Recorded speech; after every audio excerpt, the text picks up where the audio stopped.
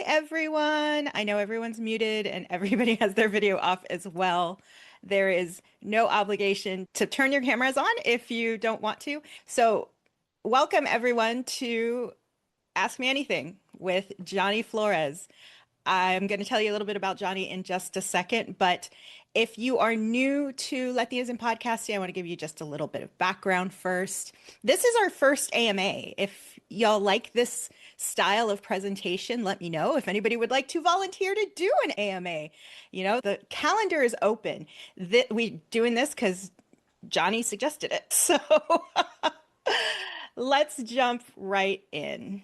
So here's our agenda. I'm going to give you a very quick background on Latinas in Podcasting and me, the founder, Paulette Arado. Hi, if I haven't said my name, hello, I'm Paulette Arado. I'm the founder of Latinas in Podcasting. Then I'm going to tell you about Johnny, and then we're going to get into the meat of why everyone's here, all the questions you submitted. So real quick, Latinas in Podcasting launched as a four-person happy hour at Podcast Movement Evolutions in LA in 2024. By that October, we had over 100 people attend our first annual virtual summit. By the following October, so this was just last year, we had over 200 people attend and 450 people on our newsletter. And finally, just a month ago, we got our trademark. So we are now legit, super excited. It was something I'm very, very proud to have been able to do, but now no one can take that name from us. So I'm seeing a lot of congratulations in the chat. Thank you all so much. If you're new here, our ethos are connect and collaborate. We actually run on three C's, but the two right here are connection and collaboration. We're all about meeting together, connecting and collaborating with no shame, no pity, none of the imposter syndrome that might come up for you in other spaces. Because here we've all been through it and we're not ashamed to talk about it. We are here to help and we want to collaborate. People at the top collaborate, people at the bottom compete, and we're all at the top. So welcome to the top, where we don't bother with competition. We know we grow through collaborations like these. So just to let you know what we do, we have monthly events where that connection happens, that collaboration happens, really low-key cafecitos on the first Friday of the month, two co-working dates, the first and third Wednesday of the month. We do workshops like these, and we have a pitch fest coming up again. So these pitch fests are going to be quarterly. The last one was in January. We have a replay on our site if you want to check that out. For resources, there's the weekly newsletter, we have a blog, we have free replays like I just mentioned. There's our Slack community, and coming soon, a member directory. And then we have our upcoming Pitch Fest, which I just mentioned. I'll drop a link to it in the chat. We're maxing this at 15 people. Last time we did 25, and then some people on the call wanted to go to, and it went on forever. So we're going to try to keep it tight this time around. And honestly, this is the one for people who missed the last one. We really want to encourage people who weren't able to make it to the last one to come and pitch themselves at this one. Also, you can register to just watch and be the first to find out about the replay. Also, we have something coming in June for you solo podcasters out there who are over the production chaos. I know I am, which is why we're talking to Johnny to help us through that chaos. So stay tuned for that. And you know what? I'll drop the link for that in the chat too, because why not? So if you want to get on the wait list for that, that would be the link. All right. About Mr. Johnny Flores, who, if you read the email today, was my mentor. Latinas in Podcasting would not exist if not for the confidence that people like Johnny helped instill in me to make this happen. So I just want to take a moment to give Johnny Flores his flowers, because without your support, dude, this would not be the case. I'm sure you've all read his bio. He has over 20 years experience. His business is a certified small business and disabled veterans business, which means this man has seen some stuff.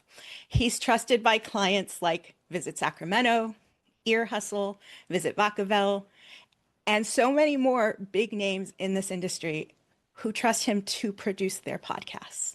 Those are not small clients, but he also is just a chill dude who's really fun to hang out with. I know this because I got to spend 6 or 8 weeks doing that just virtually like this. So Johnny, it's time to ask you anything. How are you doing? I'm good. Yeah. And thank you for that very kind introduction. And I always like to say up front, I am not the end all be all of podcasting. So if I say something and it makes sense and connects with you, great. If I don't, and you're like, oh, I heard that different from somebody else, combine the two things and make them work for you. I'm a big fan of from the Bruce Lee story, the movie where he had learned a couple of different martial arts and he realized they all have their weaknesses and strengths. So he just took all the strengths from all the different martial arts and combined them into his own. So that's my approach on podcasting is pick and choose what makes sense to you and then make those different suggestions and advice, pieces of advice work best for you. So Take the meat, leave the bones, right? yeah, there you go. Unless you're making soup. All right. So, our first question, and this came from Analia, who's in the room with us tonight. From your perspective as a 20-year veteran, what makes a podcast successful, or at least one with the potential to be successful? I always like to tell new podcasters or people who've felt like they've plateaued a little bit with their podcast is determine what success looks like for you now, what success will look like for you 6 months from now, 18 months, 2 or 3 years, because your first couple months, it's like success for me is just getting it made. I just need to figure out how to make this thing, launch it, get it out there for people to listen to. A year from now, what you determine to be success might be different. So I always tell the individual, think about what success looks for you short term and long term. It could be sponsorships. It could be like Pauletta did and built a big community, where it's a dedicated niche community of people who are just like, we support each other, we connect. The podcast is the hub for all of that, but it's the peripherals that create a community. That's what success looks like to me. Someone else might be like, I need to be at the level Joe Rogan is. Those are two completely different things. It's really for you to like sit down and think about what's going to make me happy making this podcast, put the work in because it is a lot of work and will make me feel successful on this. On a sort of similar line, I people will go, "Oh, well, I only get X amount of downloads."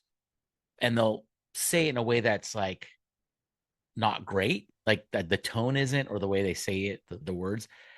And I'll tell them like, imagine if you had 50 people in a room listening to you talk about something. You'd be like, oh crap, there's 50 people here. It could be a bigger number than that, but whatever the number is, those are people who are paying attention to the topics, the subject, the narrative, whatever your podcast is. Think about if those were people in a room with you. And I think that would change a lot of people's perspective on download success. Like, what does that look like too? Downloads are just one part of the story, and they're not even sometimes the best metric. Completion rates are much better than downloads. Exactly. And we have something in the works for completion rates and downloads coming up. All right, next up, also from Analia. What are the non-negotiable basics that need to exist for any podcast that's just starting out? And what's the most common misconception that new podcasters bring with them when they They're come very to you? they're very similar and they overlap. The non-negotiable is you got to fit this into your life. So you got to fit it between work, family, friends, love. Like it's got to fit within that context too, and not be a burden on the others that are really more important. So that's one thing is just like fitting time and getting better at like producing your podcast. That's where a lot of new podcasters, this is a misconception, is they think they can just record and go. And they don't realize how much work it takes to make a good podcast, even a mediocre one that's like maybe the production, maybe the audio quality isn't as good as it could be or will be eventually. But so they go in just thinking, oh, I can just sit down and record. Yeah, you can, but is that going to be worth your time or an audience's time? I think another common misconception is, well, people love to hear me talk, so they're going to love my podcast. People tell me I'm funny, they're going to love to hear me talk. It's like, yeah, your friends might, and in a conversation they might, but like, how is that going to be engaging to an audience? Like, what topics are you bringing? What narrative are you bringing every week or every other week that is compelling to an audience? And that goes back around to like three basic questions of a podcast: who is this for? Why would someone listen to it? And what are they going to get out of it? And that's that can get you past that misconception of people like to hear me talk. Yes, you might be a very charming person, but getting someone to come back week to week to week to week to week for months or years on end is really hard to do. Or not, I should say hard to do, but if you plan it and think about it, it's going to be easier to pull an audience in and keep them coming back week to week, or even better, having them tell their friends that they should listen to the podcast. Another non-negotiable is figuring out what parameters of the podcast work for you, like make you happy. If you're happy with your podcast, your audience is going to be happy to listen to it. So, like, what compels me to do this? I'm going to do this every week. Like, why? Like, answer that question for yourself. Like, why? Why am I going to commit this time and effort and work and not get paid to do it for who knows how long? So, like, what's my purpose behind this? Like, what's driving me to do this? And if you can focus in on that, it's going to be a lot easier to pull an audience in, because they're going to see that whatever the topics are, the culture that you're trying to build, the energy you're bringing, the conversations you want to have, the topics you want to cover, it's going to connect with them on a much deeper level than just a surface. I'm funny. People like to hear me talk. I hope that answers that. Oh man, the number of people, and I know that you are active in the subreddit as well, the number of people that come into the podcasting subreddit saying, yeah, we're just gonna like kick it around a table and just chat because we're really funny. Like, how many of those last more than even 10 episodes? Well, they might last longer, but I always tell them, I'm like, okay, tell me why I should listen to the three of you say anything, because really you're just making a podcast for the people in the room. You're not making it for anybody outside of that room. So I'll tell them, I'm like, pitch it to me when I do workshops and stuff. I'm like, pitch that podcast to me, why I should listen to it. And they don't have a good pitch. They don't have a good elevator 15-second pitch that just quickly tells me who it's for, what it's about, and why that audience is going to listen to it. And I have to confess, my elevator pitch needs a little bit of work too. It should always be evolving and growing, That's true. not in That's true. length, but just growing in the conception and how you can talk about it. There are some successful podcasts, yes, like Squad, where they just show up and chat. Gabby, good to point that out. There's usually something else going on there that makes it compelling. Like you don't have to be in the room to understand what's good. It's just, I think that's hard to do if you're not trained for it. All right, our next question. What basic tools and prep do you recommend to kick off a podcast? And is there a framework or an outline that would help someone self-produce from the beginning? Yeah, basic tools. You're going to need some way to record the podcast. So it could be online or it could be in person. Like there's audio interfaces like the Zoom PodTrack that is operates as an interface, or it can record on its own. So you don't need to bring up extra equipment. You're going to need a microphone, obviously. I always recommend a dual purpose microphone, like a USB and an XLR mic, so that it can work with the audio interface, or if you're just on your laptop, you can plug it in, and they're affordable. That's another thing. Don't spend a ton of money. Spend what you can afford and won't cause more stress around producing your podcast. So there's plenty of affordable mics that'll get you really far, and then you can upgrade later. Setting aside time, you got to really think about time management. That is the biggest thing that makes people stop producing their podcast around 10 episodes, is not thinking about the time management that's involved.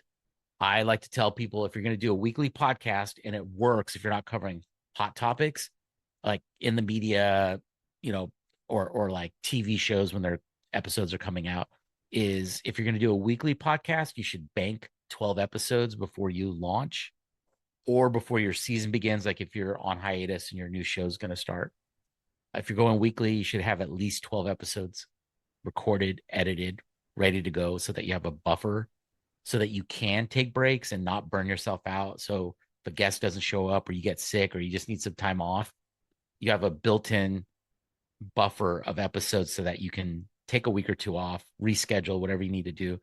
And your audience is never going to be any wiser that this gap happened.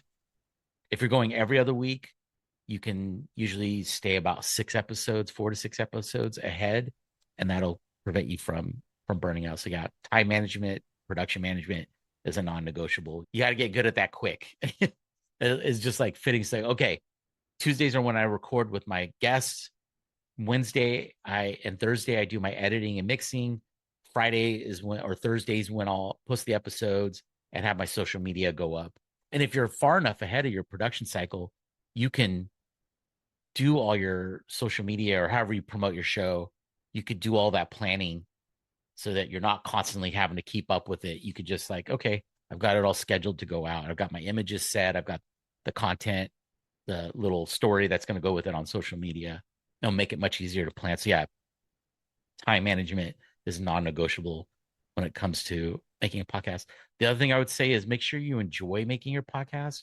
If it becomes work and not fun work, I would stop doing your podcast. If you're like, this is not fun anymore, I don't enjoy it, it's probably time to reconsider maybe taking a break, an extended hiatus, or maybe wrapping it up.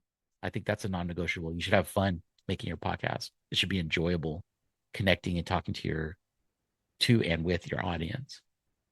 That's why I'm on hiatus right now. It Yeah. stopped being fun. Yep. It became really challenging to find the energy for it. Plus, life in general got in the way. All right, let's talk tech setups. Yeah. Walk us through some best practices for both audio and video. What's your recommended setup for recording? Mics, you talked about it, USB and XLR, cameras, platforms. What you got?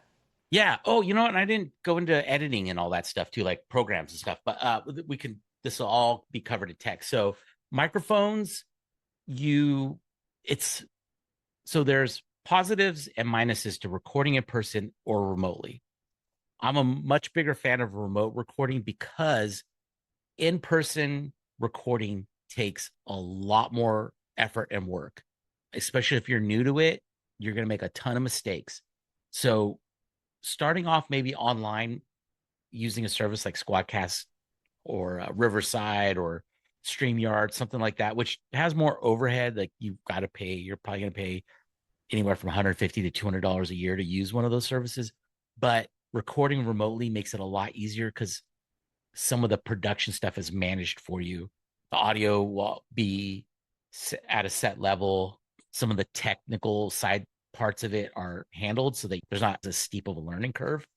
However, being in person, I find there's a warmer tone to the audio usually, but there's a lot more things that can go wrong, like mic bleed. So if your mic's turned up too loud or you're sitting too close or they're not positioned correctly, or you have a microphone that's on the less expensive side, that typically it will be more vulnerable to mic bleeding. So while I'm talking, that other microphone's picking it up. And while they're talking, my microphone's picking it up. And it's a lot harder to get rid of mic bleed than it is just to prevent it. So things like that, and then setting up video, I do not recommend to anybody who's new to producing a podcast and the technical sides of it to start with video for multiple reasons. One is time management. So I'm a pretty fast editor because I sit in on my recording sessions with my clients. I'm kind of editing them in the moment. I might ask them to repeat a question. That's another thing you can do is stop yourself and then re-ask the question. Don't stumble through it and then think you're going to fix it in post. It's better just to stop, reset, ask the question again, and then you've got that good take. But so for 1 minute, you got to think of like the ratio. So for 1 minute of recording time, it usually takes me 3 to 4 minutes of post-production time to get that episode listenable. If you're new, and this is just audio, if you're new to audio, it might take you double that time. So for that 1 minute, it might take you 7 or 8 minutes to get that episode listenable. Video is usually 3 to 4 times that amount of work. And the newer you are, that might extend even further. It might be 5 times the amount of work. So if you're trying to manage a podcast and you're new to this and you're trying to fit it within your life, video is going to be a lot harder to manage and do well. Just something to consider. I'm never one to say don't do it if you are really determined to do it, but just weigh out. It might be better to start off with audio first, build an audience up, just have a static image on YouTube, because you can just plug your RSS feed in now to YouTube from your hosting service and then have a static image and have your episode present on YouTube. And then if you're seeing traction and growth, then maybe like, okay, you know what, next season I'm going to throw video in there now. But so microphones, you're going to need one microphone per person. So if you're going to constantly be a host, a co-host, and a guest, 3 mics. If you're like, hey, it might change, you're going to have to buy 4, 5, 6, 7 mics. So with that, if you're recording in person, you're going to need an audio face that has enough inputs for each microphone. Not all audio interfaces have enough ports for your microphones. So that means spending more money now on a larger audio interface that can handle multiple microphones. And there are, Zoom has some, Audio Technica has some that have built just for podcasting that have more ports or inputs for that. So audio interface, cameras, if to start off with, you could start with like just your cell phone for recording the video. However, it's not going to be very dynamic.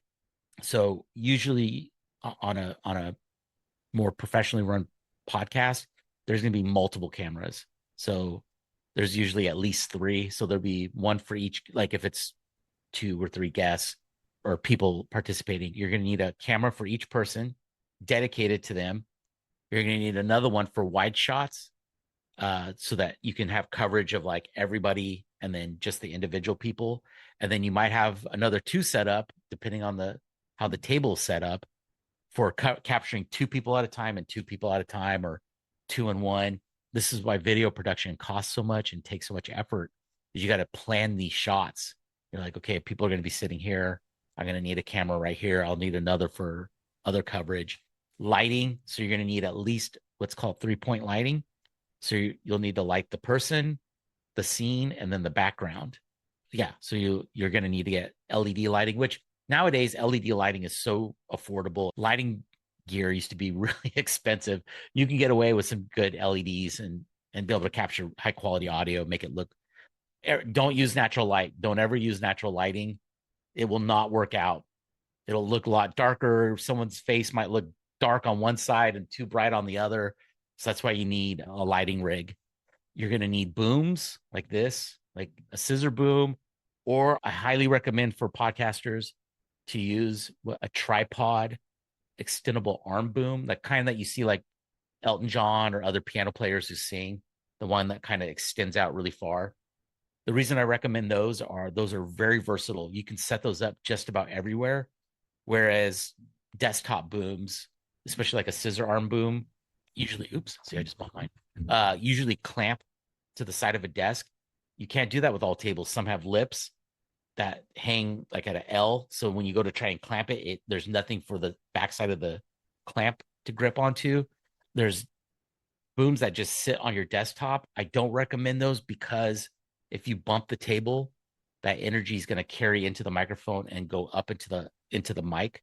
If you bump or hit the table somehow, that energy transfers into the mic stand or the boom up into the microphone, and it'll be so much louder than you. And it's really hard to fix that. There are programs that could do a decent job at reducing it, but it's really hard to get rid of that without damaging the audio. For remote interviews, it's a lot easier. You just have your guest. Hopefully they have a microphone. If they don't, that's okay. Most of the guests on the podcast that I produce don't have microphones. They're just on their computer mics. So you would just need your setup. Cheapest, easiest, most cost-effective way to do that, USB microphone plugged right into your laptop, and then a mic boom, pair of studio headphones. I do recommend getting over-the-ear studio headphones because earbuds and other like Beats by Dre headphones that are set up for listening to music will often boost audio or mask things. Studio headphones just provide you with raw audio. You don't have to spend you don't have to spend a much. You don't have to spend much. You can get some like $40, $50 studio headphones that'll work just fine. These are Sony MDR S506. These are about $100 these days. These are like workhorse studio headphones. They've been around since the late 60s, early 70s. And the reason you want studio headphones, over the ear studio headphones, is because you want to hear raw unprocessed audio. So if you're using something like earbuds, it'll mask buzzing from like lights, the little sounds that our ears don't hear, but microphones will pick them up. And if you're masking that, you might record the best conversation with this guest that you're like, I can't believe I got this guest. And then you go back to listen to it and you're like, oh my God, there was a ticking through the entire thing. Why didn't I hear that? That's because you weren't using the right headphones. Studio headphones will provide you with just raw audio. You'll hear every little click, buzz, tap, and you're like, oh, wait, there's a lawnmower going. I can hear it. And then the guest is like, well, I can't hear it. I can't because I've got studio headphones. So whoever's, if you've got a partner that you're doing the podcast with and they're going to act as the audio engineer, them or somebody that's in the recording session that is responsible for it needs to have studio headphones on to monitor the audio as the conversation is happening. Best practices. What else? You always want to record, do a test recording, especially like for remote or in person. Just do a test recording, 10, 15 seconds to make sure you're not hearing any. Okay, I recorded, I didn't hear anything. I go back and listen. Somebody's computer, this has happened. Their laptop is so old that the computer cannot keep up with the streaming and the fan is on. And I didn't hear it until I went back and listened. I was like, okay, there's tricks you can do to reduce that. But you want to do a test recording just to make sure everything sounds okay. And then once you're clear, you're like, cool, now we can do the real recording. Once you start your recording session, you want to record at least 10 to 15 seconds, somewhere in that range of room noise. So like if there is a fan on, you have a good sample of that audio to then later use that sample to remove that sound from the recording session. So 10 to 15 seconds, always record 10 to 15 seconds before you start speaking. That's remote or in person, because you want to capture that noise so that you can later use it for removing it. For recording remotely, I'm a big fan of Descript and Squadcast. They used to be separate entities. Descript bought out Squadcast, and now they're one thing. The reason I like Squadcast is they make it really easy to set up your recording sessions, schedule them out well ahead of time so you can send the links. Descript is moving towards rooms. I'm not a big fan of their rooms yet. Eventually, they're going to move Squadcast into the rooms, but rooms right now are not good. I just had a meeting with Descript about 2 weeks ago about this with one of their engineers. But Squadcast, I'm a big fan of it. It's super easy to use. You just send the guest a link. They don't have to download anything. They just click the link and jump in. The only thing is they need to have a desktop or a laptop computer with a built-in microphone minimum. If they have a mic, great. If they have headphones, great. But they need to have a desktop or a laptop computer with a built-in microphone. Good, doesn't have to be great internet connection. And I'll explain that in just a bit. And then a quiet place to record. If there's lots of commotion and stuff going on, it's going to cause more headaches for you later when you try and clean the audio up. But those are my two recommendations. Riverside I used to use that. I went over to Squadcast and Descript. I wouldn't go back. It is more expensive though. I think Descript is now like $180 a year or something like that. So it's not cheap. And if you're starting off, that might not be a good option for you to start with. You can use Zoom. However, Zoom has built-in issues because it's made for meetings. It's not made for production. So what happens with Zoom is we're all going through Paulette's server. So if my internet speed is different than hers, there will be lag in there, either on her end, usually on me. The guest will usually lag behind whoever the host is. So that'll get baked into your recording session. So if somebody is saying something and you're like, oh my God, oh no, they're lagging. That's baked in. Also, if you don't set up your Zoom session correctly, it all gets dumped into one track. And you cannot fix audio or properly edit audio that's on one track. Everybody should always be on their own individual track. The other thing too is it does not record at the proper video file and audio file or at the right bit rate. So it can create issues when you're trying to clean up your audio later because your audio is not great going into it and your video is not great, I should say, coming out of it. But if that's what your budget can afford and you already have like, hey, I'm just going to do 30-minute recording sessions on Zoom, great. that's what you want to start off with, no problem. Just it might be a thing later down the road to make your life easier, switching to a paid service. As far as like editing programs for audio, there's two great free options. One is called Audacity. It's free. It works for PC and Mac. It's been around forever. It's free. It does a ton of stuff. That's what I started off on when I first got involved in podcasting. I was just using Audacity. If you're on a Mac, you can use GarageBand. GarageBand works great for recording, and both of them you can use for recording and editing, but you'll need an audio interface to properly set up audio tracks. And then as far as video, there's DaVinci Resolve. It's free. There's a paid level, and that gets used. It's mostly used in professional industries, in the professional industry for video color correcting, because it's fantastic at color correcting. But those are three great options to start off with. And I always recommend people don't spend a lot of money when you start off. This is a hobby at first. You don't want to spend thousands of dollars on a hobby that you may not do in a couple of weeks or months. So start off on a conservative budget of like, hey, I'm going to buy a cute, affordable microphone. Samsung, not Samsung. Samsung Q2U is a very good, dependable workhorse microphone that has USB and XLR ports that used to be like $60. Now they're 100, but you still can find deals on them once in a while. Q2U is a great microphone to start off with. A mic boom, you don't need to spend more than $30. Audio headphones, over the ear studio headphones, $30, $40. If you want to spend around 100, you can, or higher. You can go definitely higher than that. So you can get started on this for under $100 easily, or not $100, but $200-$300 for all your stuff, your setup. And then when you start wanting to move into more like time management, making things easier, speeding things up, then you're looking at something like, or for remote recording and editing, Descript. Descript is fantastic for editing because you put your audio into it and it turns it into a transcript. And then when you cut the transcript, it cuts your audio. It is so much faster doing that than looking at sound waves and having to make markers like, okay, I'm going to cut here, different marker over here because I'm going to move that one segment back over here. You can just look at the transcript and go, okay, this whole paragraph, I can just cut that. I don't need it. You highlight it, hit delete, and it's gone. So much faster. Or if you're moving conversation around, like, okay, I think this would have more impact if I moved it up in the conversation.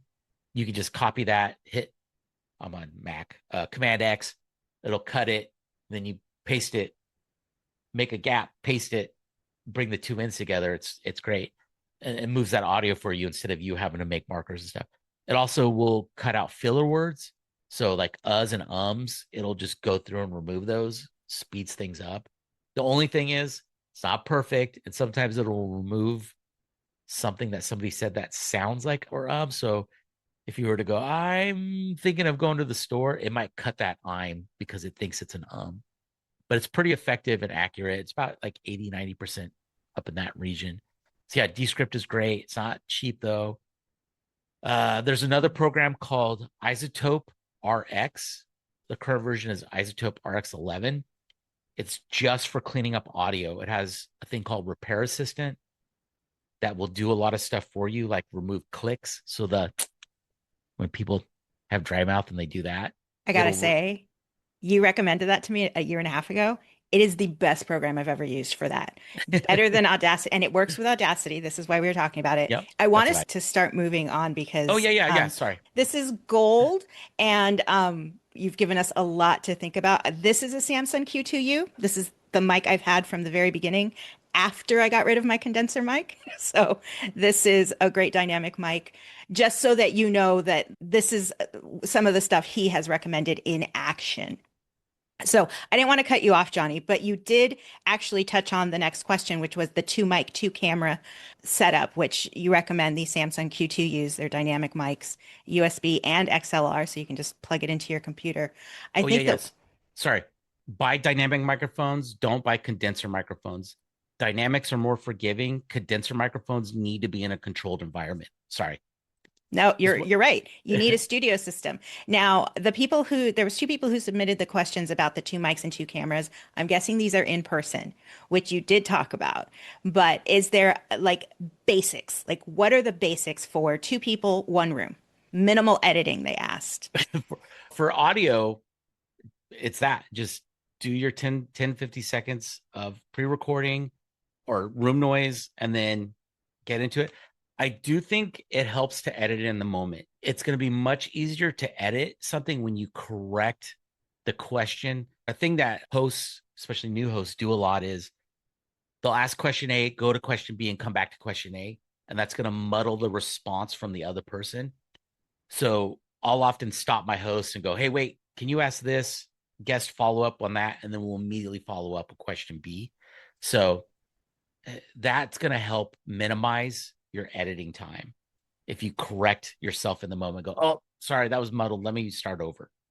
Also, guests, if they are tripping up, none of the podcasts I run, we don't do gotcha journalism or anything like that. So if someone's making a mistake or I feel like they're struggling, I'll go, hold on a second. Do you want to start that over? We can ask the question again, or is this what you're trying to say? Just to help them out a little bit. And then they'll go, oh, yeah, you're right. I'm going to start over. Like, great, let's start it over so that you can give the best answer. And it also on management side of it, it's like creating Frankenstein's monster. Like, I'm going to have to cut this thing up, stitch it together, and hopefully make life out of it, as opposed to like, it came out great. I don't have to touch this much. I might move a couple things, but that'll help. Having the room set up to minimize echo. Don't be in a big giant room. There'll be much more echo there. If you can, record in a room that has more stuff in it, like a bookshelf and a couch or curtains. Like I have curtains right here. It will help absorb some of the audio so it's not bouncing back into the microphone. You could also create a blanket for it, get some chairs, put some blankets around you. If you're on camera, just make sure they're out of shot, out of frame. If you're solo and it doesn't matter, if you have a closet that you can sit in that has lots of clothes in it, go sit in that closet or sit in front of it and talk into the closet. Closets are the best budget friendly recording studio you'll find. Just sit in your closet and record. That's how Ira Glass started, right? Oh, is it? I didn't know that. I think that during the pandemic, when nobody could be in the studio, he sat in his closet. He's got pictures of it. Oh, I didn't know that. But yeah, and you're going to need an audio interface if you're in person. You will need an audio interface. USB microphones, I'm going to put an asterisk on this, usually don't work. Your computer cannot handle two USB microphones at one time. The soundboard gets confused because it has an input and now there's a second one. And it's like, I don't know what to do with this. However, Zoom, not Zoom, the meeting service, but Zoom, the audio company, now makes an audio interface that can use two USB mics. So the technology is slowly rolling out to do that. But if you're in person, you're going to need an audio interface and XLR microphones like this. This is an XLR mic. You'll need that. That's the minimum you're going to need. And someone needs to wear headphones. Everybody should have wear headphones. I'm not wearing mine right now, but I have them. I use these for everything. I Music, know. video games. We've done this so many times. So there was another question in the chat I want to come back to, but it's about mic weight. But I really want to get to some of these, like metadata. When you're uploading it from wherever you recorded, is that important? Like, in Audacity, I can say the vocalist was Paulette Irado, the year copyright is 2026, blah, blah, blah. Is that as important as the metadata that you put in your host? Metadata in general is important to do, but like really the most important thing you could do is have really good, easy to understand episode titles. So don't allude, don't be mysterious, say directly what this is. And so episode titles are very, very important. It's probably one of the most important things. You have to think about, people are looking most of the time, most listens happen on cell phones. The real estate to pitch what this episode is small. You've got a few sentences. So your episode description should be really, really tight, very almost like too obvious. You're like, this is so simple and obvious, but that works better. Episode description too. you should be able to explain that episode in 3 or 4 sentences max. And then through your hosting service, you can do the hashtags or like whatever the SEO links are in that. Your episode description should have really good SEO in it also too, for people who are searching for that on through their listening platforms. But yeah, it does not hurt to put in other metadata inside the recording in it, but I would concentrate more on episode titles and episode descriptions. Those are the things that the algorithm are going to be looking for. And that's what the robots are picking up as well, right? Yeah. Like the search functions. Yeah. What about organizing recordings? This is one I really am interested in as well. Yeah. As a professional, how do you organize that on your computer?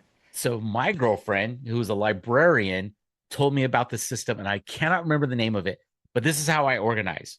I go year, month, date. So year underscore month underscore date underscore, and then what the guests are, the topic. So it might be like, depending on the show that I'm running, I'll usually put VS for like Visit Sacramento. So I'll put the date first, because then it'll organize it by the year and then the month and then the dates. If you do month, date, year, it'll throw things out of whack.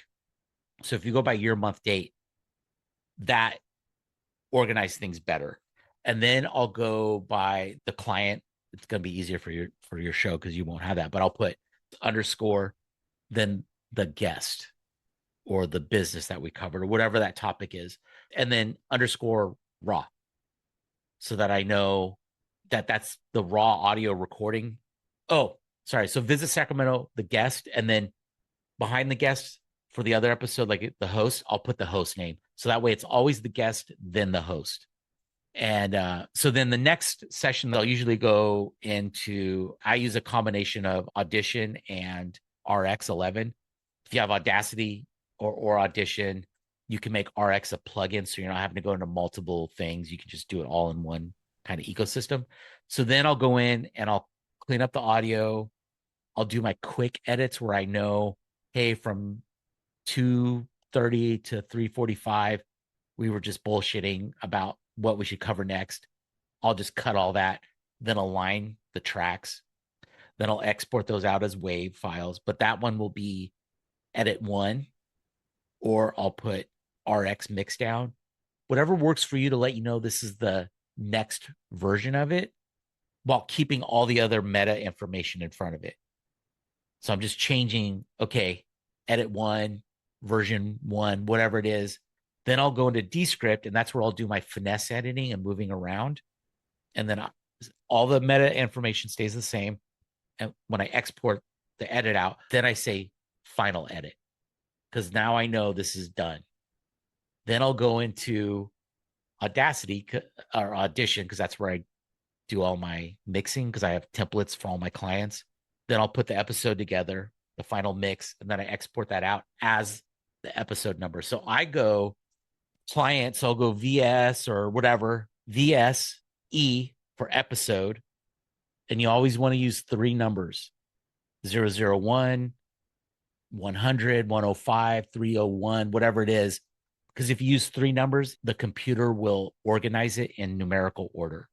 But if you go episode just E1, when you get to E10 or E100, it'll start bumping things out of order.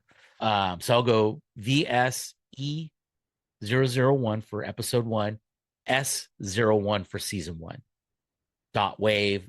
And then I always save the final mix as a wave and an MP3, even though the MP3 is going to get loaded. The reason I do that is if I send that off to a client for their final, like, hey, here's the final mix, what do you think? And they're like, oh, hey, can you cut this section? I'll just upload the wave and cut that little section, then export it as the MP3. It's so much easier than going back in and trying to figure where everything's out. So that's how I organize files. I also organize, this is through this librarian way of organizing files. I have things saved as recordings, images, clients, documents, and then inside the parent file, I'll have a file for that episode, that guest, the client. It makes it so much easier to find things. So like nested folders. Yeah, nested folders. Perfect. I'll even now, I have some newer clients that are get confused by things. So now I'll do the number like VSE001S01 underscore guest. It just because some of my clients upload their episodes, others I do everything for them, but some like to upload it themselves. And that way it's easier for them to know what it is. Yeah. Okay, so here's something I'm going to answer. And then you tell me, as the professional, what it is your clients do, because yours are, you're doing studio client work, right? How much scripting do you recommend before recording, and how closely should a host follow that script without losing authenticity? I'm going to tell you right now, reveal behind the scenes, La Vida Más Chévere is 100% scripted if it's not a guest. It is 100% scripted, and it's all in the delivery, so it doesn't sound like a script. But also, I write that script the way I talk, which was a new skill I had to learn because I couldn't do that in college. So, Johnny, what's your take? Do what feels natural for you. I will say the caveat is having a script sound natural is really hard to do, or reading it so that it sounds natural and has a flow to it is a lot harder to do. Most of the podcasts I run, I call first date podcasts because the host is acting as a proxy for the listener about discovery. And when you're on a first date, you like to ask a lot of questions about the person, like, where are you from? What makes you happy? Why do you go here? Why do you do this? I work with what are called destination marketing organizations. It's a lot of showing tourists, if you're here, this might be something for you to do while you're here. I'm a bigger fan, if it makes sense, of doing bullet points and talking points to say, so that you can say it in your own way. But if you need a transcript, do a transcript. Some shows need transcripts. If you're doing something that's really journalistic, it's going to be better for the show and the truthfulness of it if it's more journalistic and written out and someone's reading from it.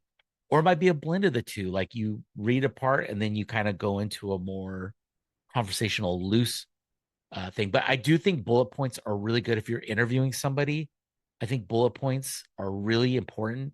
Just like, a bullet point about mention their move from Missouri, mention blank, mention from their bio how they, broke their two front teeth and why they became dentists, something like that. So that you have these things that you can talk about, but also pivot and maneuver in a conversational way when they say something that sparks a question in you or a topic to bring up or a segue, or, you're like, hey, we're going to zig for a little bit here and then we'll get back to the zag. Having bullet points allows for that pivot, but also will bring you back to what you need to talk about. And then as you're going along, you'll be like, those 3 bullet points, those aren't worth even bringing up. So yeah, do what works for you and feels best for your podcast. If it's scripting it totally, go for it. If it's a combo of script and bullet points, go for that. If it's all bullet points, fine. Or if you're just like, I'm just going to wing it. I wing it in every conversation. Go for it. Whatever makes you happy and feels best for your podcast, do that. And is easy for you to edit if you're not Yeah. paying an editor or a Yeah. producer. Yeah. Let's talk about sound effects and music. Where do you find them? What are the good places to find stuff like that? Royalty-free music, sound Sure. effects. Yeah. One of the things you can do, for those of you who don't know what the copyright is, it's called Creative Commons. And what it is, it's an agreement. It's a circle with 2 C's in the middle of it. So Creative Commons are things that like musicians, photographers, videographers, artists give permission for people to use their copyrighted material or their intellectual property as long as it's not for profit. So you could type in Creative Commons music into your search engine. And there's one called, is it Music Archive? Free Music Archive is one. Sometimes they'll have like little paid, like, hey, you got to pay for this if you want a longer piece of the music. But Creative Commons is a really good way to find free content. Just a couple things. You have to give the person credit, the musician, the artist, the photographer, whoever it is. You must give them credit in the episode description, and really should do it in the credits, like, hey, and our music was provided by blank. But the moment you start generating income, you cannot use, if you get Patreon, a sponsorship, or your hosting service provides you with dynamic ad insertions or something like that, you can no longer use that Creative Commons music. You now need to go search for like a paid music service. A lot of editing programs are now including licenses for music. Like Descript has a whole thing of licensed music and licensed sound effects for sound design. The other thing too is Spotify and YouTube have gotten really good at spotting copyrighted music.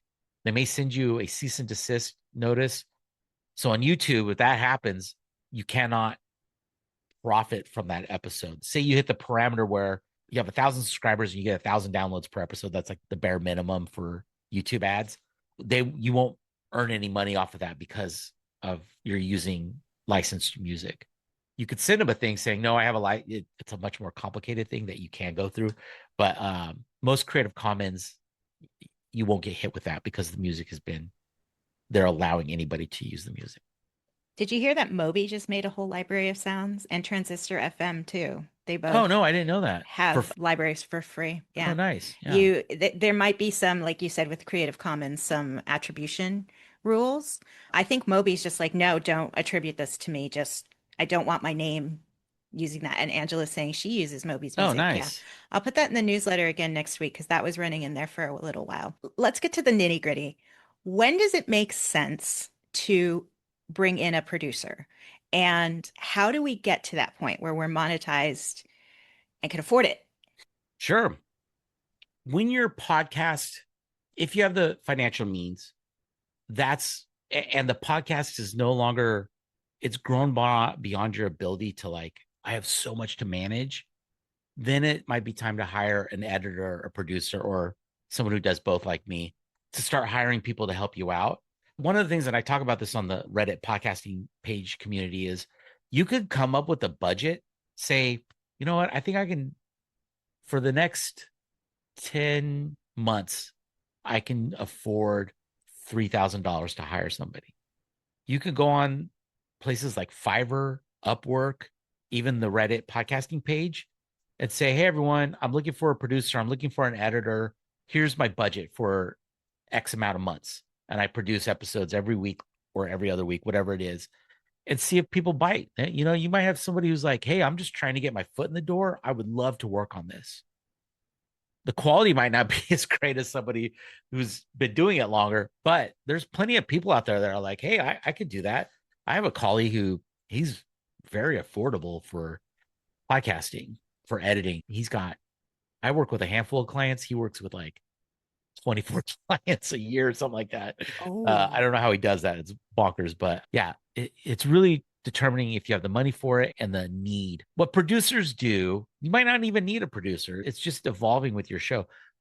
What I do for my clients are, one, I help them develop a podcast that like aligns with their brand and their marketing goals and their mission statement. That's why I was saying earlier, think about who is this for? Why would they listen to it? What are they going to get out of it? Those three questions you should be able to answer. And then when you have those answers, go back and ask that question again. Okay, my listeners are nerdy comic book lovers who want insights into comics. Okay, and what are they going to get out of it? Oh, well, we're going to help them make it easier to buy books and not spend money on frivolous stuff. And then, okay, well, who within that ecosystem can I whittle that down even more? Okay, my listeners are going to be newborn parents of young children or newborns who don't have the time to read as much anymore. Okay, that's a niche. Hey, if you're a new parent, this podcast is just for you. We're going to help you save time on finding the right books that are going to be easy to read while you're putting your baby to sleep, or when they're napping on your chest, you can read this book with one hand. It's like that. So constantly whittling and revising on who this podcast is for. You should constantly be, not constantly, but there should be a consistent effort on like, okay, I got down to A and then B and then C, like who down D? What can I go further down to that D level? And that's what I help my clients with. And then the other side of it is like, I do the scheduling, I pitch guests that were good on one show aren't going to be good on another show. So it's figuring out things like that. That's what a good producer does, is they just help you run the show so that you can concentrate on the things you want to concentrate. Maybe that allows you to concentrate on putting more effort into your Patreon or going out and finding better guests, or just like, hey, I don't have to worry about my show. I know it's set up and ready for me to go. I just show up and record. That's what my clients like. They just sit down and record. And then same thing like with an editor. It's like, okay, I just need someone to do the finesse. I'll do the first round of edits, and then I'll find someone who can do the deeper edits that are going to be more time consuming. That's what they're going to help me with. Or like I was saying earlier, I sit in the recording sessions with my clients so that there isn't as much time needed in the edit because I'm editing them in the moment. I'm looking for things that maybe they don't see. So like often at the end of recording sessions, I'll throw out some extra topics like, hey, what do you guys think about this question? And the guest might be like, nah, I don't want to talk about that. Cool. We don't need to. Let's go. Or I'll say something. They're like, oh, yeah, we missed that. Okay. And then my job as the producer is, okay, to the host, I'm like, can you say it this way so that we can just seamlessly, I'll use it as a follow up to that one part we asked earlier. I'll just move it in there. Okay, great. So that's the kind of stuff that hiring a producer can help you with. But if you're doing that stuff on your own of just like whittling it down and revising the show and letting it evolve, you may not need a producer. Talking yourself out of a job, dude. Talk out myself out of jobs. I believe that. Yeah. We actually do have some producers within the community who might be a little bit more accessible than someone who's been at it for the 20 years that you have and with the client roster that you have. We're running a little close on time. So how about we do some rapid fire? Give me your like best answers for these. Most effective way to promote. There's 4 things that you can do to help promote your podcast that won't cost you money. And I'll say them in least time consuming to most time consuming. 1, promo swaps. Find other podcasts that are similar to yours, create a 30 to 40-second promo, and do a promo swap with those shows. Make sure it's like 10 to 12 episodes. You don't want to do like 2 or 3. It's just not enough repetition. And only do mid-roll for mid-roll. If they're like, we'll put it at the end, thank you, but no thank you. Next is guesting on other shows. So have them be a guest on your show, and then you go be a guest on their show. Third is 2-parters. So find shows that are, again, similar to yours, and then say, hey, can we do a collab where part 1 will live on your guys' hosting service, and then part 2 will be on mine. And then you start each episode with like, hey, make sure you listen to episode 2 over on blank, or hey, episode 1's over here, over on this other platform. Go check it out before you listen to this episode. That's a really good way to help get your show in front of other shows. And then the final one is episode swaps. So if your show is going to be on hiatus for a little while, contact a couple different shows and be like, hey, send me your top 3 popular episodes, and I'll put them on my bandwidth. I'll put them on my hosting service while I'm on hiatus. And then you just record a little intro to it. Like, hey, everyone, we're on break. I want to, and have them do the same thing, like on an off week or when they go on hiatus, something like that. Those are 4 really effective ways to promote your show. Social media, it's good to have social media presence, but the problem with social media is it's designed to keep people on that platform. It's really hard to convert people from that to a listener, or even better, a subscriber.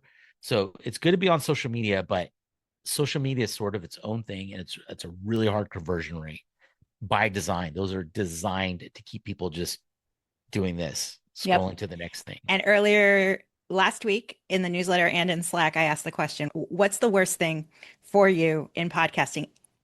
99%, like 1 person was the only one who did not say social promo. Yeah. So we're going to solve that problem inside Latinas in Podcasting next month. Awesome. And notice everything he said was free and all based in a collaboration. You don't need to run ads to grow your show. No. Is YouTube better than audio only for podcasts? So is video superior to audio? You know how I feel about this. And does the balance of solo versus guest episodes actually affect growth? Solo versus guests, it just depends on what your show is about. You know, some shows don't need guests, some do. It is solely about what is the nature of this podcast. Like if you have a narrative podcast where you're reading short stories, you don't need guests. But if you're interviewing people, like if you're a hot topic kind of podcast about like a, Love Island or something like that, then yeah, you might be good to have guests that talk about the show or be on it. YouTube versus audio only. YouTube is important and it's good to have presence on there, but only if it makes sense for you producing your podcast. You could be audio only. Audio is not going to go anywhere. I know there's a big push towards YouTube, but plenty of people need to listen to podcasts or want to listen to when they're on the bus, when they're working out, when they're driving their kids to school or driving themselves to work, or when they're doing dishes, doing stuff around the house where you can't look at video. I talk potential clients out of paying me thousands of extra dollars, like tens of thousands of dollars, because I tell them, if you're going to do video, the problem is YouTube viewers are incredibly fickle. They'll bounce on your podcast in seconds versus audio only. They'll usually give you a little more runway. They might listen for 3 or 4 minutes to see if this is worth their time. That's extra minutes you have to hook them. Also, YouTube video production takes tons and tons of work. And if you're not doing it at a super polished level, it's one more reason for people to bounce on your content, on your show and your episodes and the culture. So now you've put all this effort into it and nobody's looking at it. This is what I tell my clients. I'm like, if you want to pay me 4 times what I'm going to charge, so we could do one season of a YouTube and audio podcast for $30,000 for 9 months or so, or for that same budget, we could run your podcast for 2, maybe 3 years. What do you think is going to have more effect? What's going to give people more opportunities to get hooked on the show? And then you could put your YouTube started this about 2 years ago, I think. You could plug your RSS feed into YouTube Studios and it'll put your podcast up on your YouTube channel with whatever the logo is for your podcast. So now you could have presence on YouTube without all the effort. I do recommend you should have closed captioning for your podcast. Closed captioning acts as a second search engine in YouTube. So it's really good to have closed captioning. So have a transcript embedded in the show. And then that way you can have presence on YouTube and see if you start gaining traction. And then if you do, then let's talk about maybe a year, 18 months from now, maybe we should do video production. The last 2 questions are about what you do as a business. Where do independent producers find clients? Yeah. What makes you stand out to higher budget clients? And how do you make it sustainable? So I'll answer that second one. This should be for every client. What value do you bring to them? It's not about a podcast per se. You have to talk about ROI. What's the return on investment here? And I'm going to bring value to you accomplishing what you want to do with your business or your brand. When I go into potential meetings with potential clients now, I talk about podcasting a little bit, but really I start to talk about your brand, how the podcast is going to reflect the quality of your brand. That's why you're going to work with me or someone similar to what I do. And the value I bring is out the gate, your podcast is going to come out polished and reflecting your brand. It's going to hit your marketing goals and your mission statement. It's going to get in front of the audience that you want to be in. And whatever your call to action is, whatever that ROI, I'm going to help the podcast reach that. I always tell this, I'm like, you don't need me to do a podcast. You can go do a podcast, but it's not going to be as good as if you hired someone like myself. And that's the value I bring is the money you're going to spend is going to create a podcast that is reflective of what I mostly work with organizations, like what your organization is trying to do. Then the next tier down is I'll talk about on-demand media presence. I'll say, this podcast is now your on-demand media effort and your relevance in an on-demand media world. Radio, over-the-air TV, print, those are all okay-ish, but they're not as effective as on-demand media now. On-demand media is your social media, your podcast, your website, and your newsletter. Those should all tie in and support each other. And the podcast is going to be kind of a keystone for that because we'll use the podcast. We can repurpose it for your social media. We can repurpose it in your newsletter. On your website, we can create blog posts around it. It's going to help with SEO because we'll create a transcript and we'll embed that on your website. So those are the things I talk about now and I would talk about this any client. It doesn't matter if they're an individual, someone who's trying to be an influencer, if it's a larger corporation or organization. That's what I bring into the room to talk about now. I will mention podcasting, but I talk about those other things more. But really, you have to think about what what is this person or business going, why do they want to spend money on this, or why would they spend money on this, and why am I the person they should be spending this money on for this effort? Come from that perspective. I work with small to medium sized organizations, so they might have as little as 5 employees all the way up to like 70 or 80. What I'm helping them with is I'm going to bring in production, high value production quality without putting extra effort on your staff. That's what I'm going to help also. That's the other value I bring is I make it really easy for you guys to do this without putting extra work on anybody in the room. Where do I find clients? Right. So I do a lot of community building, like non-transactional community building. Most of my clients are in the area. I have worked with like, Southern Poverty Law Center, which is back east, and Ear Hustle, which is in the Bay Area. But most of my clients are probably within a 100-mile radius. And what I do is I will go to networking events.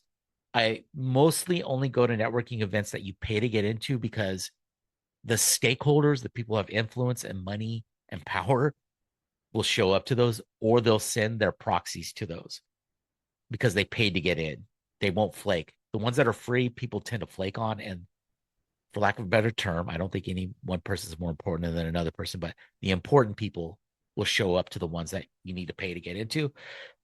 I go to a lot of the Metro Chamber stuff. So Hispanic Chamber, the Asian Chamber, the Metro Business Chamber. I go to those and I just build community. So I'll go in and, say hi, make connections. I try to connect people a lot. So someone says what they do, I'm like, oh, hey, I know somebody. Let me go introduce you. I think you guys would have a really good conversation. Might even be able to help each other out.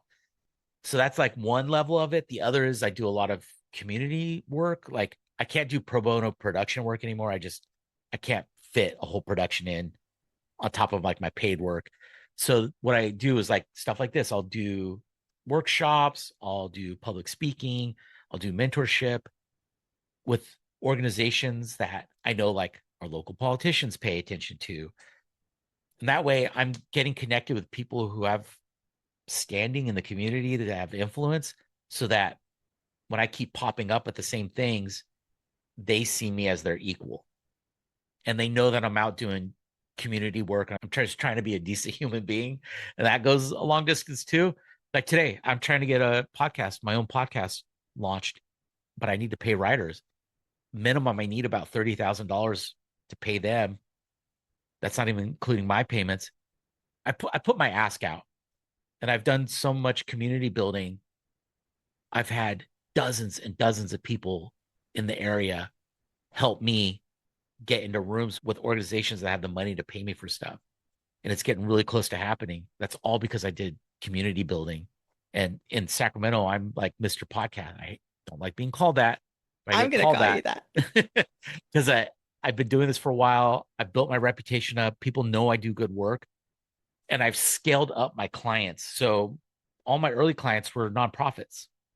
They didn't have a lot of money, but every time I brought in a new client, I could say, here's who I've worked with, here's what I could do for you, and I would raise my fees a little bit. And then anytime I brought in a new client, my rates went up, my rates went up, my rates went up. And then as my rates went up, those, the early groups were like, we can't do this anymore. It's getting too expensive. I understand, but I had these other clients to make up for that loss of income. And if you scale up your rates, eventually you start getting around clients that are like, hey, we only spend X amount of it. We only will work with vendors who charge us $50,000 or more for a project. Because if you're charging too little and you go into Kaiser, I don't know if you're all in California, but if you have Kaiser contacting you about doing a podcast for them and you're like, yeah, I could do that for $10,000, they're going to be like, thank you, but no, thank you. We're going to go find someone who we're used to paying fees to. Like the higher the client, the more they know what things cost and what their budget, what they'll spend on marketing. If you come in too low, they're going to be like, thank you, no, thank you. Something you didn't mention on top of the in-person community building that you do, you also have a LinkedIn group that is specifically for audio engineers to help each other find work and to, like Latinas in podcasting, to vent about business issues or podcasting issues. Like you have a community. Oh yeah, that's true. I forgot about. Yeah, it's not just audio engineers; it's the freelance podcast producers survival club. So but it is for producers, audio engineers, and editors. Yeah, Right. I knew the audio engineer was in the title. yeah, I want to wrap up. I know we went a little over time. I want to thank everybody who was here and everybody who's watching the replay. yeah. And I want to thank you, Johnny, in particular. I remember when I came back from Puerto Rico and I first met with you and doing that mentorship program through the Podcast Academy, another group, just to echo what Johnny said about building community, helping him find his clients.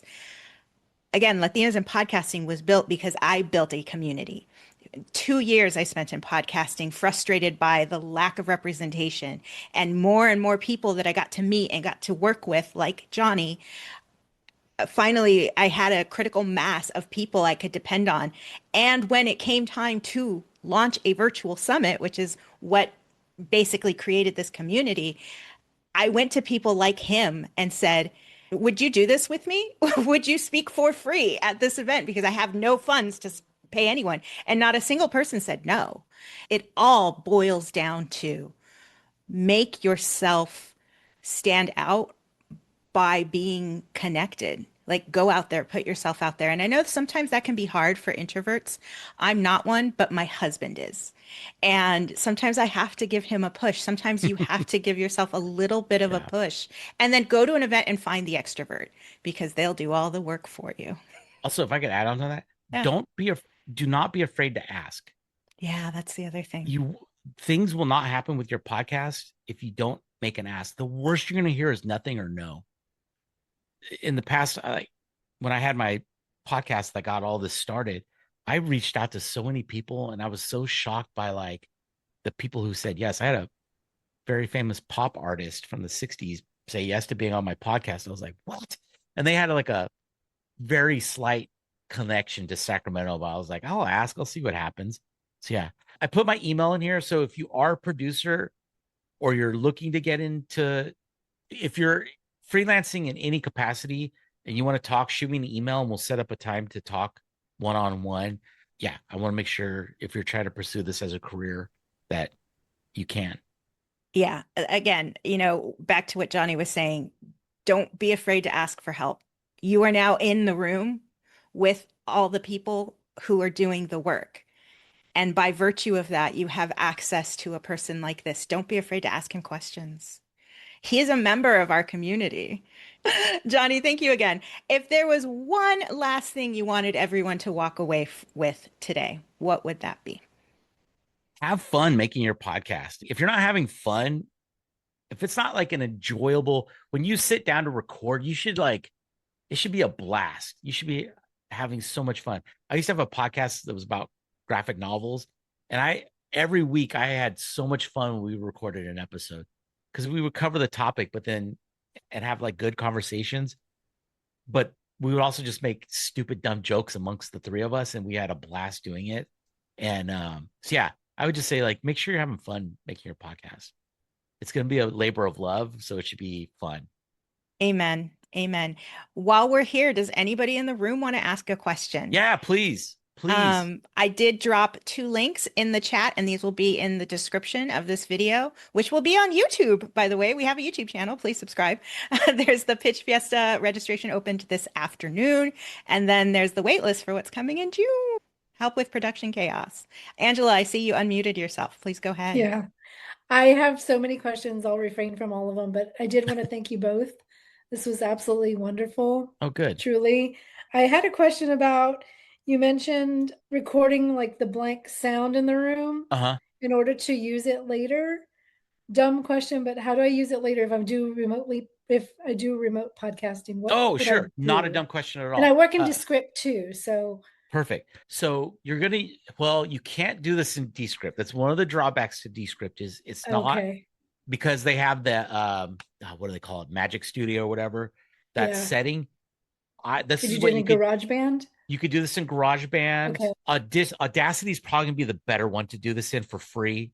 So what you're gonna do is you take that you're recording room noise or say while somebody's talking, you can hear the air. I don't know if you can hear it. I can hear it. My heater's on. Okay. So say you got that sound while they're not talking, you record 10 seconds of them not talking. on that track. Everybody has their own. You're recording the room noise for everybody at the same time, but it's individual to each track.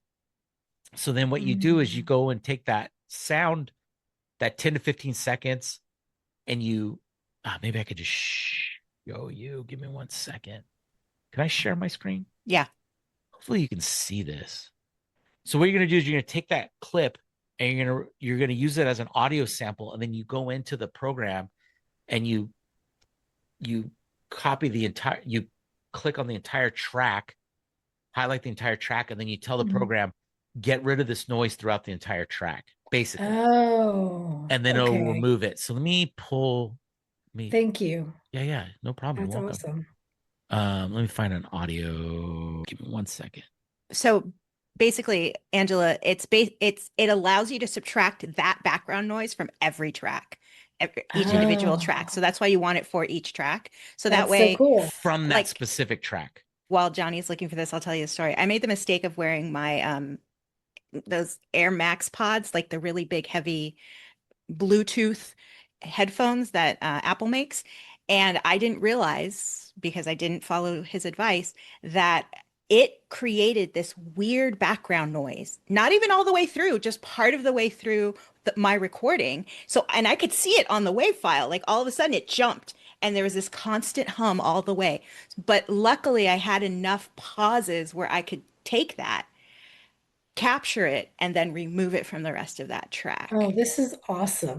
That's awesome. You do have, can you see my screen? Yeah, okay. I can see it. So you do have to be careful about over processing it. And that's when sound gets tinny. It'll have like a weird over processed sound.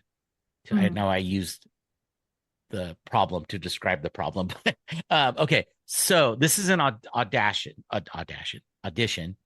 So this is all probably, okay. This is actually mic bleed because my client wanted to record in their office and in a terrible room, but I was like, all right, if you want to do this, fine. I'm going to charge you more to do that. But okay, so like this is sound we didn't want. This was like pre-recorded. This is actually pre-recorded right here. So I'll go in and I'll go to effects. Can you see the effects thing that I'm bringing up? Yeah. Okay. So under noise reduction, I'm going to go capture noise print. So now it's caught that 10 seconds of pre-recording. And then I'll go into noise reduction process. And now here's the sample of it. And what I'll do is I'll go and I'll listen. You don't want to crank it all the way up to 100 decibels. Usually somewhere between like 6 to 20. You start going beyond that, it'll start to make it sound tinny, especially the louder it is. The louder the unwanted noise is, the more it'll affect the audio when you remove it. So I might go down here and then hit play. And I don't know if you can see the sound meter at the bottom. I want to move that to where that stops popping up. Not entirely. It doesn't need to completely go away, but just enough so that it's less. And then you hit apply, and now it's gone. Gotcha. Another thing you could do, it's more dangerous doing this, though. So let me bring this back. So I have this thing, amplitude statistics up here. This is an audition. I think Audacity has something. I haven't used Audacity in a really long time, but I think it has something like this. So I can scan this, and it tells me the loudest part of this is -41, a little over -41 decibels. But if I did that, it would affect all of this audio. If I got rid of that at that level, it would go through and remove anything. So if someone's breathing, it might over process the breathing and make it sound like that. But what you can also do is dynamics. So you could tell the dynamics to put an auto gate. So now I know the threshold for these sounds are -41. So if I go, or it's -41.2, but -41 will cut out anything beyond that. And then I hit apply, it'll automatically remove anything that's below that. So that's a quicker way. So then you can just hit all and then dynamics, put the auto gate on at that -41. But here, let's see what it does to the audio here. Oh, didn't do much. But oh, here you go. See, I got rid of some of this mic bleed here. Let me do it again. See, I put that dynamic on and got rid of some of that mic bleed. Oops. before, after. That's awesome. And you can, Thank you. if you're using a That's different, awesome. you're probably using a different platform or program. You can probably just Google these Yeah. terms Yeah. with your program. Like that's how I figured out Audacity What do before I you met Johnny. what do you usually use, Angela? I use Squadcast to record. Sometimes I Okay. use GarageBand if I'm doing solo. But I have recently with Squadcast, for whatever reason, I've had some mic bleed in the last couple of episodes, and I can't even figure it out. On whose And track? on my track, no, on the guest track is my voice. So you're probably not turning on echo cancellation. Maybe so. Maybe I Yeah. think I have it on and I It- don't. Yeah. yeah, the guest is supposed to turn it on. 9 times out of 10, they won't. Yeah. So when you before you hit record, if they're just on a computer microphone, you only need it if they don't have headphones on. So if you find that's happening, click on the down arrow, whatever, for that Mhm. guest and make sure the echo cancellation is turned on. If you Okay. turn it on, I would do it before you start recording. If you turn it on while it's recording, it can mess up the recording. Okay. And you So might I have do, to hit stop and refresh. like, let's say I'm recording on Squadcast right now. Let's say I'm Uh-huh. recording this right now, and I didn't do the echo cancellation, and I find out I have some sort of mic bleed. Could I download this to It's not mic right, bleed. It's the a echo it's cancellation? a Okay.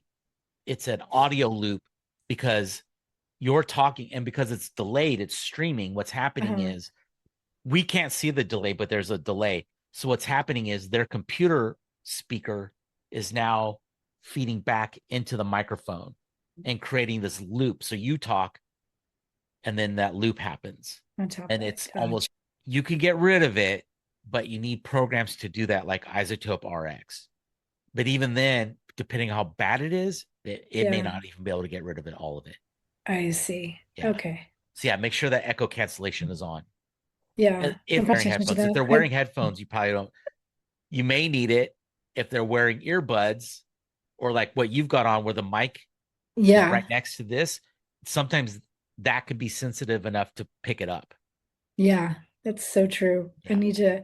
I need to do like a little checklist like beforehand because sometimes you're so like the Yeah, you're energy ready to and go. whatever Yeah. beforehand that I Yeah. forget half the stuff. I'm like, I'm just excited to That's have a chat. Let's go. yeah, that's the technical audio engineer part of it. Yeah. So yeah, if you are in doubt and you're like, oh, I don't know, like that thing might pick up the earphones might get picked up by that, just turn the echo cancellation on. Okay. Yeah. Thank you. Yeah, you're welcome. Thank you. What else? You guys got me here. Sue, Sue, if there's anything you'd like to ask, please feel free or drop it in the chat. Chat's still working. drop it in the chat. One of my worst recording experiences was with another podcaster. She didn't wear headphones. It was all Oh, through her laptop mic. And I was still relatively new enough where I didn't realize. And I would send my guests a checklist. Like, if you don't have a microphone, which of course she did because she's a podcaster, maybe this is how she records her podcast. Please wear wired headphones, right? Especially because you've got the microphone right there next to your face. So she didn't do any of that. And I couldn't figure it out. Like at the beginning, I'm like, why am I hearing myself on you? And then I realized noise cancellation. But I can't believe like it took me so long. But again, I was newer and you learn as you go. You learn as you make yeah. mistakes. I can share a real quick. And that's where I beat myself up, Paulette, because I'm not newer and I should know these things. And I Yeah, beat you know myself up what? going, dang it. It's okay. Don't beat yourself Okay, up. but It's also, Angela, I had the benefit of working with Johnny for 2 months. Like, you know, not It's everybody has awesome. had those opportunities, even if you've been at it for 5 years. so yeah, Yeah, this is so true. I do send a thing in the email. So once we were Ooh. like agreed to like, hey, you're gonna be a guest on this podcast, I send a second email with like a quick outline of here's what you need to do. Here's the date, here's the recording session, date, time, length that it'll probably take. We block out a 30-minute recording session for most of my shows, but we really end up only recording for about 17-25 minutes, just so they have an idea of time commitment. Link to the episode or linked to the recording session in Squadcast. Then I go down to like, hey, here's some of the things typically how our shows run. First couple of minutes are history, background, how did you get started? What made you pick Sacramento to do this?